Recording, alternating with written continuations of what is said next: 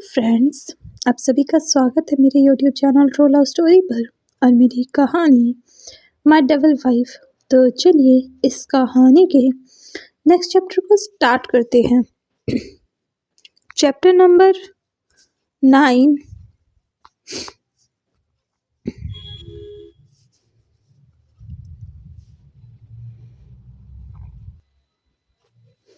घर का सामान। सुबह के 7 बज रहे थे। कृष्ण अपने कमरे में बेड पर बड़े ही आराम से सो रहा था। उसके चेहरे पर उसकी थकान साफ दिख रही थी जो वो इन दिनों कर रहा था। तब अलार्म घड़ी अपना पूरा जोर लगाकर चिल्लाती है ताकि ये उठ जाए, लेकिन कृष्ण था कि उठ ही नहीं रहा था। अलार्म घड़ी के शोर से परेशान होकर वो उसे ज़मीन पर फेंक देता है, जिससे वो गिरकर चुप हो जाती है। लेकिन फिर इस महाशय की नींद खराब करने उसकी प्यारी छोटी बहन माया आ जाती है, जो बाहर से दरवाज़ा पीटते हुए कहती है, भाई उठो, जल्दी उठो, 7 बज रहे हैं, अब तो उठ जाओ। ठीक है, उठ रहा हूँ, प्लीज़ जाओ। ठीक है, जल्दी बाहर आओ। और इतना कहकर वो रसोई में सबके लिए चाय बनाने के लिए चली जाती है। 5 मिनट में कृष्ण के कमरे का दरवाज़ा खुलता है और वो बाहर आता है अंगड़ाई लेते हुए। तो उठ गए महाराज। कृष्ण के पिताजी पलंग पर बैठे हुए कहते हैं। उनके हाथ में अखबार था जिसे वो पढ़ रहे थे और उसका भी एक पेज मुड़ा हुआ था। वहीं उनके पलंग के नीचे 2 कप कॉफ़ी के खाली रखे हुए थे। वहीं कृष्ण की माँ एक खाट पर बैठी हुई थी। वो चाय पी रही थी, चुपचाप बैठी हुई। माँ, खाने में क्या बनाऊँ? माया रसोई से बाहर आते हुए कहती है, अरे कुछ भी बना ले। उसकी माँ चाय की चुस्की लेते हुए कहती है, माँ कुछ भी क्या? वो थोड़ा इरिटेट होकर कहती है, ठीक है तो दाल बना ले या आलू। उसकी माँ नॉर्मली कहती है, ठीक है दाल बना रही हूँ। माया रसोई में जाते हुए कहती है। वहीं कृष्ण अब तक बस उबासी लेते हुए पानी पी रहा था। तब उसकी बहन उसे एक पर्ची देती है, जिसे देखकर कृष्ण कहता है, अब ये क्या है? पर्ची। उसकी बहन जवाब देती है, मुझे भी दिख रहा है, लेकिन किस चीज़ की? कृष्ण थोड़ा इरिटेट होकर कहता है, घर के सामान की। अब आप जल्दी से नहा कर ये सामान ले आना, सब कुछ खत्म हो चुका है। वो भी थोड़ा ज़ोर से कहती है, जिस पर कृष्ण बिना कुछ कहे चुपचाप अंदर चला जाता है अपने कपड़े लेकर नहाने के लिए।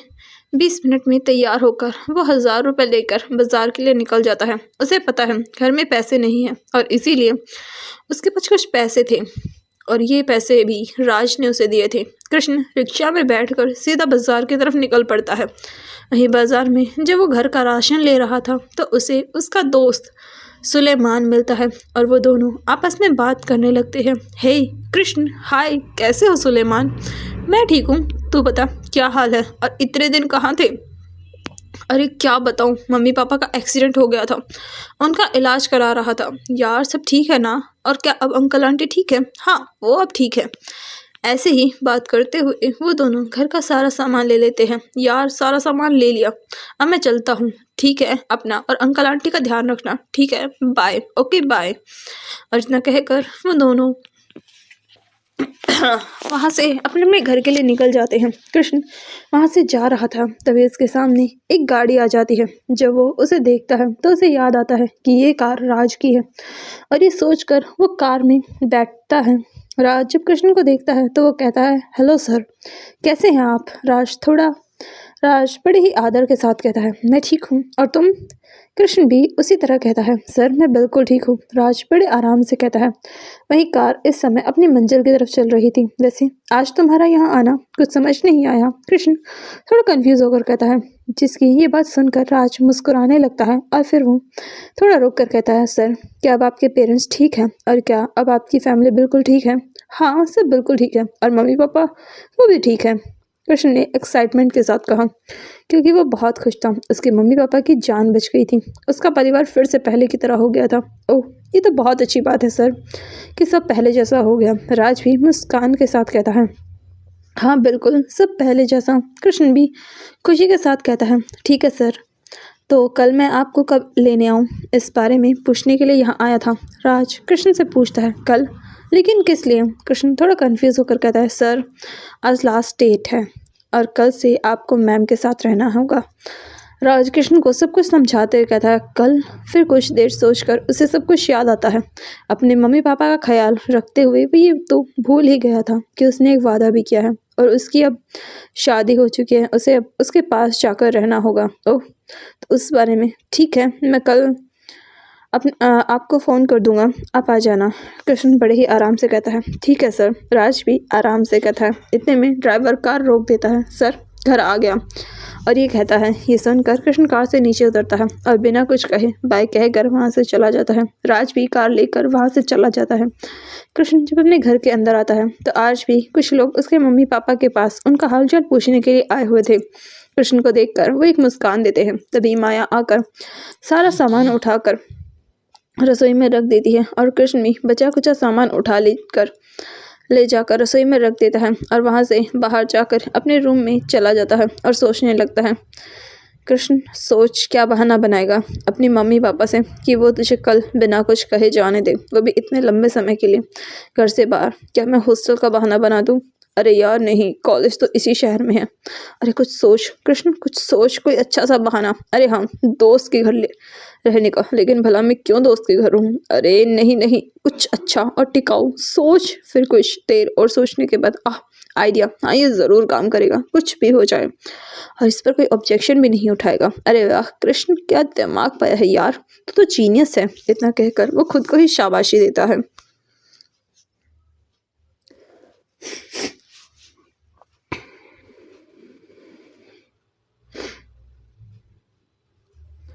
चैप्टर नंबर 10, मुझे जाना होगा।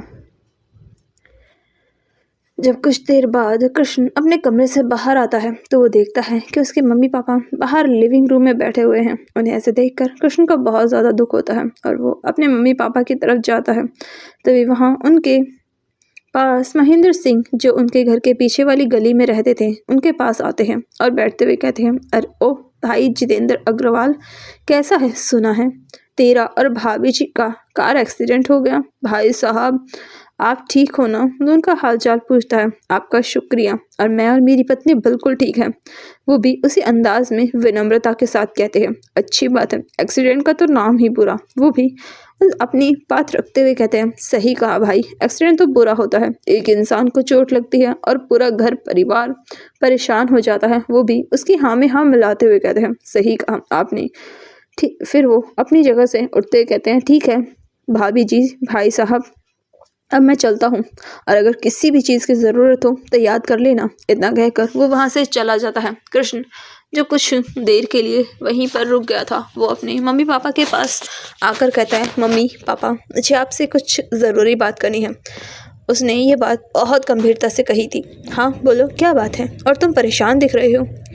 उसकी माँ कृष्ण के बालों में हाथ फिराते हुए कहती है, वो माँ पापा मुझे कल जाना है। कृष्ण थोड़ा सोचकर कहता है, क्या, कहाँ और क्यों, किस लिए, कितने समय के लिए? कृष्ण की माँ उससे पूछती है। वहीं उसकी बहन माया ट्रे लेकर वहाँ पर खड़ी थी। वो कृष्ण थोड़ा हिचकिचाते हुए कहता है, वो क्या, साफ साफ बोलो क्या बात है, और तेरे चेहरे पर ये परेशानी कैसी, क्या कुछ हुआ है? उसकी माँ उसकी फिक्र करते हुए कहती है। वहीं कृष्ण अपने मन में सोच रहा था, क्या कहूँ कि मैं आपकी बहू के पास रहने के लिए जा रहा हूँ, या ये कहूँ मैं अपने पति होने की ड्यूटी निभाने जा रहा हूँ। कृष्ण को ये चुप देखकर उसकी माँ पापा थोड़ा परेशान हो जाते हैं, थोड़ा घबरा जाते हैं और कहते हैं, कृष्ण कृष्ण। फिर वो उसके कंधे पर कंधे को हिलाते हुए उसे अपनी ख्यालों की दुनिया से बाहर लेकर आते हुए कहते हैं, कृष्ण होश में आते हुए कहता है, कहाँ खो गए? अब बताओ भी क्या बात है, और तुम कहाँ जाने की बात कर रहे हो? कृष्ण के पिता उससे पूछते हैं, जिस पर कृष्ण एक गहरी सांस लेकर फैसला करता है कि वो उन्हें सब कुछ साफ साफ बताएगा। वो कहाँ से शुरू करता है, मम्मी पापा आप दोनों को याद होगा जब आप दोनों का एक्सीडेंट हुआ था, तब आपके इलाज के लिए मैंने पैसे कंपनी से लिए थे और वहाँ के बॉस ने मुझे 5 दिन का टाइम दिया था और 5 दिन के बाद मुझे वहाँ काम करने के लिए जाना होगा और आज 5वां दिन है, तो कल मुझे जाना होगा। वो पूरी बात उन्हें बताता है, लेकिन वो उनसे अपनी शादी की बात नहीं करता। कृष्ण की पूरी बात सुनकर उसकी माँ कहती है, ठीक है कोई बात नहीं, तुम जा सकते हो, लेकिन तुम कब जाओगे और कब तक वापस आओगे? उसकी माँ उसकी फिक्र करते हुए कहती है, माँ वो मुझे वहीं रहना होगा। कृष्ण अपनी नज़रें झुकाकर कहता है, जैसे उसने कोई बहुत बड़ी गलती कर दी हो। इसका क्या मतलब वहीं रहना होगा? वो थोड़ा कंफ्यूज होकर कहती है, माँ वो कंपनी यहाँ नहीं है, वो दूसरी सिटी में है और मैं यहाँ से अप एंड डाउन नहीं कर सकता, इसलिए मुझे अपने ऑफिस के पास ही एक कमरा मिला है और मुझे अब वहाँ जाकर रहना होगा। उसकी बातें सुनकर वो तीनों हैरान होकर उसे घूरने लगते हैं। वहीं कृष्ण खुद पर 3 निगाहों के जोड़े को यूं घूरता हुआ देखकर बड़े ही आराम से कहता है, मम्मी पापा मैं सबको इस बारे में जल्दी ही बताने वाला था, लेकिन मैं खुद इस बारे में भूल गया था। वो तो अभी कुछ देर पहले कंपनी से फ़ोन आया था, इसलिए मैं बिना समय गवाए आपसे बताने के लिए आ गया। कृष्ण बिना कुछ सोचे समझे सब बस कह रहा था, क्या तुम्हें कल ही जाना होगा? क्या तुम यहीं से नहीं काम नहीं कर सकते? एक बार अपने बॉस से बात करके तो देखो, शायद वो मान जाए। कृष्ण की माँ अपनी नम आंखों के साथ कहती है, वो अपने बेटे को कैसे खुद से इतना दूर भेज सकती है? और कृष्ण तो अभी बस 19-20 साल का है, तो वो कैसे उसे इतनी दूर काम के लिए अपने से दूर कर दे? माँ मैं इसमें कुछ नहीं कर सकता, मैं पहले ही वो कॉन्ट्रैक्ट साइन कर चुका हूँ और मैं पीछे नहीं हट सकता। और माँ वो कंपनी दूसरी सिटी में है, अगर मैं यहाँ से अप एंड डाउन कर सकता तो मैं चला जाता, मैं खुद आपसे दूर नहीं जा सकता। और वैसे भी मैं तो आपका बहादुर बेटा हूँ ना। कृष्ण ये कहकर अपनी माँ को गले लगा लेता है, क्योंकि उसकी माँ उसके जाने की खबर सुनकर रोने लगी थी। लेकिन तुम वहाँ रहोगे कहाँ? उसके पिता उसकी चिंता करते हुए कहते हैं, पापा वहाँ मेरा एक पुराना दोस्त है, मैं उसके साथ एक ही रूम में रुकूंगा और उसका घर कंपनी के पास ही है, तो आने जाने में कोई दिक्कत भी नहीं होगी। वो अपनी तरफ से पूरी कोशिश कर रहा था कि उसके पेरेंट्स को उसकी कोई फिक्र ना हो, लेकिन उसकी माँ तो चुप होने का नाम ही नहीं ले रही थी। वहीं उसके पिता अपनी गर्दन हाँ में हिलाते हैं, क्योंकि उन्हें भी कृष्ण पर यकीन था। कृष्ण अपनी माँ को संभालते हुए कहता है, तभी उसकी छोटी बहन माया भी रोने लगती है, जिन्हें देखकर कृष्ण बड़े ही प्यार से कहता है, आप दोनों रोना बंद करिए, और वैसे भी मैं हर रविवार को आता रहूँगा और रोज़ फ़ोन करूँगा, तो ठीक है, आप मेरी फिक्र ना करें। इतना कहकर वो दोनों को जोर से गले लगा लेता है। कुछ देर यूं ही रहने के बाद वो दोनों भी चुप हो जाती है। वहीं कृष्ण को खुद पर गुस्सा आ रहा था, क्योंकि वो अपने मम्मी पापा से झूठ बोल रहा था, वो भी इतना बड़ा। लेकिन वो करे भी तो क्या करे, उसकी मजबूरी है कि वो कुछ भी नहीं कर सकता। आखिर उसने वादा किया है कि वो ज़रूर वहाँ आएगा और उसे जाना होगा। लेकिन इसके बाद पूरी शाम बिल्कुल शांति से गुजरी। साथ ही सब लोगों ने भी अपना खाना आराम से खाया, क्योंकि अब सब लोग बहुत ज़्यादा उदास थे। कृष्ण भी उदास था। फिर सब आराम से सोने के लिए चले जाते हैं। आज का दिन खुशी के साथ शुरू हुआ और दुख के साथ खत्म हुआ। चैप्टर नंबर 11, मैं जा रहा हूँ। सुबह 7 बजे कृष्ण अपने बिस्तर पर आराम से सो रहा था। उसकी आंखें शायद खुलना ही नहीं चाहती थी, लेकिन सूरज तो किसी की नहीं सुनता, इसलिए वो अपनी किरणें उसके कमरे में और उस पर बिखेरे जा रहा था, जिससे कृष्ण की प्यारी नींद खराब हो जाती है और वो अंगड़ाई लेते हुए उठकर बिस्तर पर बैठ गया और उठकर अपने कमरे से बाहर चला गया। बाहर का माहौल हर रोज की तरह ही था। उसके पिता अपने बिस्तर पर बैठकर अखबार पढ़ रहे थे। वहीं उसकी माँ अपने पास कुछ सब्जियों को रखकर काट रही थी। उसकी बहन रसोई में चाय बना रही थी। ये सब देखकर उसे लगता है जैसे उसके पुराने दिन वापस आ गए, लेकिन ये खुशी सिर्फ चंद पलों की थी, क्योंकि आज उसे यहाँ से जाना था। जब उसे ये याद आता है तो उदास हो जाता है, लेकिन फिर अपने चेहरे पर मुस्कान लाकर वो अपने मम्मी पापा के पास जाता है और उन्हें गले लगाकर कहता है, गुड मॉर्निंग मम्मी। उसकी माँ भी उसे उसके सर को सहलाते हुए कहते हैं, गुड मॉर्निंग मेरे प्यारे बेटे। फिर वो अपने पापा से कहता है, गुड मॉर्निंग पापा। उसके पापा जो कि अखबार पढ़ रहे थे, अपनी नज़रें हटाकर बड़े ही प्यार से कहते हैं, गुड मॉर्निंग बेटा। तभी उसकी बहन चाय लाकर अपने मम्मी पापा को देकर अपने भाई की तरफ देखकर कहते हैं, गुड मॉर्निंग भाई। गुड मॉर्निंग छुटंकी। ये कहकर वो वहाँ से अपने कमरे में कपड़े पहनने के लिए चला जाता है और कपड़े लेकर बाथरूम में जाकर नहाने लगता है। तब उसका फ़ोन जो बाहर था वो बजने लगता है, जिसे उसकी बहन देखती है और बाहर से ही चिल्ला कर कहते हैं, भाई आपका फ़ोन बज रहा है। किसका है? कृष्ण बाथरूम से ही कहता है, भाई किसी मिस्टर राज का है। माया फ़ोन का हाथ में ही रखते हुए कहती है, रहने दो, उठाना मत, मैं आ रहा हूँ। इतना कहकर वो जल्दी से नहाने लगता है और जब वो नहाकर बाहर आता है तो वो देखता है कि उसका फ़ोन उसकी माँ के हाथ में है। तो वो अपनी माँ के पास जाकर अपना फ़ोन उनसे ले लेता है और उठाकर बात करते हुए कहता है, हेलो मिस्टर राज। हेलो सर, आपने इस समय फ़ोन किया, क्या मैं रीज़न जान सकता हूँ? सॉरी सर आपको परेशान करने के लिए, मुझे बस ये जानना था कि मैं किस समय आपके लिए गाड़ी भेजूँ। तुम रहने दो, मैं खुद आ जाऊँगा, बस मुझे एड्रेस में मैसेज कर देना। लेकिन सर फिक्र मत करो, मैं आ जाऊँगा। ओके सर, आप कुछ दूर तक आ जाइए, फिर मैं आपके लिए कार लेकर आ जाऊँगा और आप मना नहीं कर सकते क्योंकि ये मैडम के ऑर्डर हैं। कृष्ण गहरी सांस लेकर कहता है, ठीक है, मैं जब घर से निकलूँगा तो तुम्हें बता दूँगा। Okay sir. इतना कहकर वो दोनों ही फ़ोन रख देते हैं। नहीं, कृष्ण की माँ और पापा उसे देख रहे थे। तब कृष्ण एक फेक स्माइल के साथ कहता है, मेरे दोस्त का फ़ोन था, वो पूछ रहा था कि मैं कब आ रहा हूँ और कार की भी कह रहा था। इतना कहकर वो दोनों ही उदासी से अपनी नज़रें झुका लेते हैं। उन्हें इस बात से पूरी रात नींद तक नहीं आई कि उनका बेटा उनसे दूर जा रहा है। कृष्ण ये देखता है तो अपने मम्मी पापा के पास जाकर बड़े ही प्यार से कहता है, मम्मी पापा आप इतना उदास क्यों हैं? मैं थोड़ा हमेशा के लिए जा रहा हूँ। अरे मैं हर रविवार को आप दोनों से मिलने के लिए आऊँगा और वैसे भी मैं कहाँ आप दोनों से इतना दूर रह पाऊँगा। लेकिन इतना कुछ कहने के बाद भी उसके पेरेंट्स का कोई जवाब नहीं होता।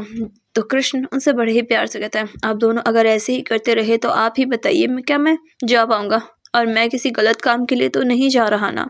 अरे हाँ, मैं एक बात तो बताना ही भूल गया, मेरी कंपनी मेरी पढ़ाई में भी पूरी मदद करेगी और हाँ, जब मेरे पास पैसे हो जाएंगे तो मैं वहाँ एक घर ले लूँगा और आप दोनों को वहाँ रहने के लिए बुला लूँगा, ठीक है?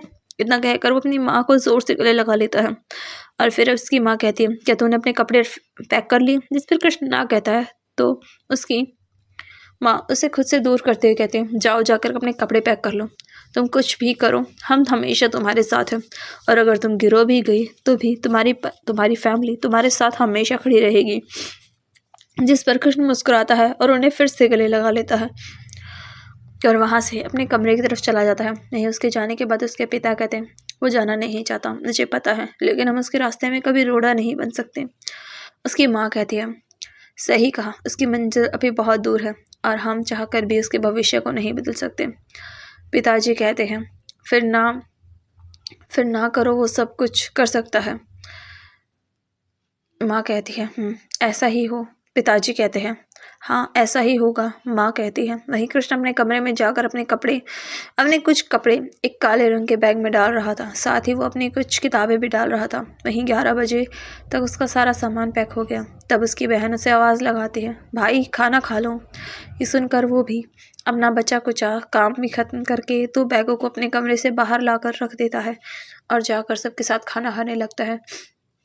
आज उसकी पसंद का खाना बना था। सबने आज उसकी पसंद का पूरा ध्यान रखा था। वो अपने सामने अपने पसंदीदा खाने को देखकर खुश हो जाता है और बड़े ही खुशी के साथ कहता है, अरे वाह क्या बात है, आज मेरी पसंद का, नॉट बैड। ये कहकर वो मुस्कुराने लगता है और सबके साथ बैठकर खाना खाने लगता है। उसे यूँ खाता देखकर उसकी माँ की आंखें भर आती हैं, लेकिन वो खुद को संभाल कर खाना खाने लगती है। वो सब बातें करते हुए हंसते हुए खाना खा रहे थे। घर में खुशियों का माहौल था और हर कोई खुश था। सबके चेहरे पर एक असली हंसी थी। इसके बाद कृष्ण अपने मम्मी पापा से बात करने के लगता है। वहीं उसकी बहन सारे बर्तन रसोई में ले जाकर रख देती है और एक डिब्बा लाकर चुपचाप कृष्ण के बैग में रख देती है, साथ में एक टिफिन भी। और फिर वो भी सबके साथ बातें करने लगती है। ऐसे ही वो करीब 2 घंटे तक एक दूसरे से बातें करते हैं, हंसी मजाक करते हैं और एक दूसरे की टांग खींचते हैं। कृष्ण अपनी बहन को छेड़ते हुए कहता है, मम्मी आपको याद है एक बार जब इसने आपकी नई साड़ी पहनी थी और उसे जला भी दिया था, अब कितना गुस्सा हुई थी और ये पापा के पास जाकर छुप गई थी। और मम्मी आपको याद है एक बार भाई ने पापा की आधी मूंछ काट दी थी और पापा ने इन्हें पूरे घर में दौड़ाया था। ये सुनकर सब ज़ोर ज़ोर से हंसने लगते हैं। तब कृष्ण का फ़ोन रिंग करता है और जब वो देखता है तो ये ड्राइवर का था, क्योंकि उसने एक कार बुक की थी। कृष्ण उस कार वाले से बात करने के बाद अपने मम्मी पापा के पास आकर कहता है, 15 मिनट में कार बाहर आ जाएगी। ये सुनकर सब लोग फिर से उदास हो जाते हैं। वहीं 15 मिनट बाद कार का हॉर्न आता है, जिसकी आवाज़ सुनकर कृष्ण अपने पापा से कहता है, लगता है कार आ गई। फिर अपना सामान कार में रखने के लिए चला जाता है। जब उसका सामान कार में रख दिया जाता है तो वो अपने मम्मी पापा और बहन के पास जाकर कहता है, मम्मी पापा अपना ख्याल रखना। फिर वो अपनी बहन की तरफ देख कर कहता है, और तो मम्मी पापा का ख्याल रखना, और हाँ अगर पैसे की ज़रूरत हो तो मेरे कमरे में पुराने वॉलेट से कुछ पैसे ले लेना, अगर ज़रूरत पड़े तो ले लेना। फिर वो जिस पर वो अपनी गर्दन हाँ में हिलाती है और इस समय उसकी आंखें नम थी। उसकी माँ उसके सर पर हाथ फिरा कर कहती, अपना ध्यान रखना और रोज़ फ़ोन करना। सब उसे प्यार से कार तक छोड़ के आते हैं और उसके पापा उसकी मम्मी को चोट लगी थी, लेकिन फिर भी वो सहारे के साथ कार तक आते हैं। कृष्ण कार में बैठ कर कहता है, मैं चलता हूँ। और इसी के साथ कार शुरू हो जाती है और देखते ही देखते उसकी आंखों के सामने से वो ओझल हो जाता है। वो लोग भी उदासी के साथ उसकी विदाई करते हैं। चैप्टर नंबर 12, घर का जमाई। कृष्ण कार में बैठकर जैसे ही चला जाता है, सब लोग घर में वापस चले जाते हैं, लेकिन अब उन्हें उनका ये घर सूना लग रहा था। कृष्ण की माँ अपने पति से कहती है, अजी सुनते हैं, क्या वो वहाँ ठीक रहेगा? तुम फिक्र मत करो, वो बिल्कुल ठीक रहेगा, और अगर कुछ होगा तो हम वहाँ उसके पास चले जाएंगे। और ये सब कहकर वो उसे दिलासा दे रहे थे। कार में कृष्ण जब देखता है कि उसकी गाड़ी उसके एरिया से कुछ दूर आ गई है, तो वो राज को मैसेज भेजता है, मैं कुछ दूर आ गया हूँ, तुम कब तक आओगे? आप गार्डन के पास उतर जाइए, मैं आपके पीछे हूँ। ये सुनकर कृष्ण अपने पीछे देखता है तो उसे एक ब्लैक BMW M5 दिखती है, जिसे देखकर वो समझ जाता है। और जब गार्डन आता है तो वो ड्राइवर को कहता है, आप कार यहीं रोक दीजिए। जिसकी बात सुनकर ड्राइवर कार गार्डन के पास रोक देता है और कृष्ण कार से बाहर आ जाता है। वहीं जैसे ही कृष्ण की कार रुकती है तो उसके पीछे आ रही ब्लैक BMW M5 भी रुक जाते हैं और उस कार का दरवाज़ा खुलता है। कृष्ण इस समय कार में के बाहर खड़ा था और कार का ड्राइवर उसका सामान निकाल कर उसके सामने रख देता है। कृष्ण अपने पास से 20 रुपये निकाल कर उसे दे देता है और पैसे लेकर वो ड्राइवर वहाँ से चला जाता है। वहीं कृष्ण राज को देखता है, जिसने नेवी ब्लू कलर का सूट पहना हुआ था। वो इसमें बहुत हैंडसम लग रहा था। राज कृष्ण के पास जाकर उसका सामान उठाकर गाड़ी में रखता है और कृष्ण भी उसकी मदद करता है। राज कृष्ण को मना कर रहा था, लेकिन फिर भी वो उसकी मदद करता है। राज सामान रखने के बाद कार में बैठ जाता है। वहीं राज भी ड्राइविंग सीट पर बैठ जाता है और कार शुरू कर देता है। वहीं उसकी कार उस रोड पर किसी राजा की तरह चल रही थी। कृष्ण बहुत नर्वस फील कर रहा था, उसके हाथ पैर ठंडे पड़ रहे थे और कृष्ण को ऐसे देखकर राज परेशान होकर कहता, सर आप ठीक तो हो ना? हाँ मैं ठीक हूँ। फिर आप ऐसे क्यों काँप रहे हो? कुछ नहीं, बस थोड़ा नर्वस हूँ। डोंट वरी सर, सब कुछ ठीक हो जाएगा और आप नर्वस ना हो। जिस पर कृष्ण हाँ में अपनी गर्दन हिलाता है। वहीं राज फिर कृष्ण से कहता है, सर आप थोड़ी देर के लिए सो जाइए और जब हम पहुंच जाएंगे तो मैं आपको उठा दूंगा। राज की बात मानकर कृष्ण अपनी आंखें बंद करके लेट जाता है और कुछ ही देर में उसे नींद आ जाती है। 2 घंटे से ये कार रोड पर दौड़ रही थी, लेकिन इसके अंदर बिल्कुल शांति थी। राज चुपचाप कार चला रहा था, वहीं कृष्ण सो रहा था। 20 मिनट बाद कार एक बड़ी सी बिल्डिंग के आगे रुकती है, जहाँ से प्रियंका कार में बैठ जाती है। इस समय कृष्ण आराम से कार की बैक सीट पर बैठा हुआ था और उसका सर एक तरफ था, जिससे आराम से सो रहा था। वहीं प्रियंका कार में जब देखती है तो उसकी भौहें आपस में जुड़ जाती हैं, लेकिन फिर वो भी वहीं पास में बैठ जाती है। कार फिर से दौड़ने लगती है। राज को भी 15 मिनट पहले ही प्रियंका के सेकंड सेक्रेटरी का मैसेज आया था कि आप मैम को पिक कर लें, लेकिन राज को car Singhania group of industries के बाहर लेकर आनी पड़ी। जब प्रियंका कार में आराम से बैठी हुई थी तब राज पूछता है, कहाँ जाना है? जिस पर उसे एक शब्द में जवाब मिलता है, घर, क्योंकि प्रियंका के पास उसके दादाजी का फ़ोन आया था और वो कृष्ण से मिलना चाहते थे। ये सुनकर राज कार को सिंघानिया फैमिली हाउस की तरफ मोड़ देता है। फिर आधा घंटा ड्राइव करने के बाद कार सिंघानिया फैमिली हाउस में घुस जाती है और इस समय राज की शक्ल देखने लगती, क्योंकि उसे इस घर और इसमें रहने वाले लोगों से डर लगता है। वो कार को दरवाजे के सामने रोकता है और प्रियंका जो अपने काम में लगी हुई थी वो अपनी नजर उठाकर देखती है। फिर कार से बाहर आती है और वो राज को इशारा करती है कि वो कृष्ण को भी उठा दे। राज कृष्ण को आवाज़ लगाता है, सर उठिए, लेकिन कृष्ण को जवाब नहीं देता। तो राज फिर कृष्ण को हिलाते हुए कहता है, सर उठिए, हम पहुंच गए। और कुछ देर तक उठाने के बाद कृष्ण अपनी आंखें खोल लेता है और जब वो अपने सामने फिर से उसी महल को देखता है तो हैरान हो जाता है। कुछ देर तक तो यकीन नहीं कर पा रहा था, लेकिन राज फिर कहता है, सर मैम आपका इंतज़ार कर रही है। जो सुनकर कृष्ण बड़ी जल्दी से हड़बड़ाकर कार से नीचे उतरता है और फिर वो प्रियंका की तरफ देखता है, जिसने इस समय काले रंग का सूट और उसके अंदर काले रंग की ही शर्ट पहनी हुई थी। उसने आज भी अपने चेहरे को मास्क से ढक रखा था। ये देखकर वो फिर से उसकी उन काली आंखों में खो जाता है, लेकिन फिर वो जल्दी से होश में आ जाता है और प्रियंका उसे हाथ से इशारा करती है कि अंदर चले। ये सब समझकर कृष्ण भी उसके साथ अंदर जाने लगता है। वहीं आज भी नौकरों की लंबी कतार थी। प्रियंका के दादाजी भी अपनी उसी आरामदायक कुर्सी पर बैठे हुए थे और उनके बेटे भी वहीं थे, उसकी बहू भी वहीं खड़ी थी। जब प्रियंका के दादाजी कृष्ण को देखते हैं तो वो खुशी के साथ कहते हैं, ओह मेरे बच्चे। और कृष्ण में उनके पास जाता है और वो उसके सर पर अपना हाथ फिराते हैं। कृष्ण उनके पैर छूता है और उनसे आशीर्वाद लेता है। जब वो ये करता है तो उसके दादाजी बहुत खुश होते हैं। साथ ही वो प्रियंका को देखते हैं तो प्रियंका भी उनके पैर छूती है। प्रियंका के दादाजी बड़ी सी मुस्कान के साथ कहते हैं, हमेशा खुश रहो मेरे बच्चों। इतना कहकर वो उन दोनों के सर पर हाथ फिराते हैं। वहीं वो दोनों दादाजी के बाद अपने मम्मी पापा के पैर को भी छूते हैं और वो भी उन्हें आशीर्वाद देते हैं। दादाजी कृष्ण से कहते हैं, बेटा कैसे हो तुम? मैं बिल्कुल ठीक हूँ दादाजी, और आप कैसे हैं? अरे मैं तो बिल्कुल ठीक हूँ। और ये बताओ, क्या तुम अब यही हमारे साथ रहोगे? हाँ बिल्कुल दादाजी, बहुत खुशी की बात है, अब तुम भी हमारे साथ रहोगे। दादाजी कृष्ण को खड़ा देखकर बड़े ही प्यार से कहते हैं, अरे बेटा तुम खड़े क्यों हो? एक काम करो, मेरे पास यहाँ बैठ जाओ। जी दादाजी। ये कहकर कृष्ण दादाजी के पास ही बैठ जाता है। ये सब देखकर प्रियंका हैरान थी, क्योंकि उसके दादाजी किसी को भी अपने इतने पास नहीं रखते। ऐसा लगता है जैसे दादाजी को कृष्ण पर कुछ ज़्यादा ही भरोसा है। लेकिन फिर प्रियंका इस बात को जाने देती है। प्रियंका के पापा उसे अपने साथ स्टडी रूम में लेकर चले जाते हैं। उन्हें उससे कुछ ज़रूरी बात करनी थी और वो भी वहाँ से चली जाती है। उसके जाने के बाद अब वहाँ कृष्ण और दादाजी मौजूद थे।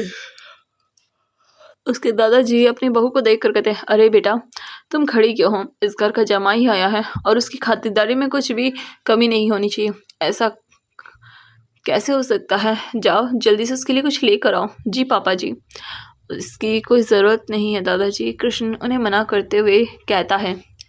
तो चलिए मिलते हैं इसके नेक्स्ट पार्ट में। आई होप आपको ये स्टोरी पसंद आई हो, तो प्लीज़ मेरे चैनल को लाइक कीजिए, शेयर कीजिए, सब्सक्राइब कीजिए और हाँ कमेंट करना ना भूलें। Thank you, bye bye and take care.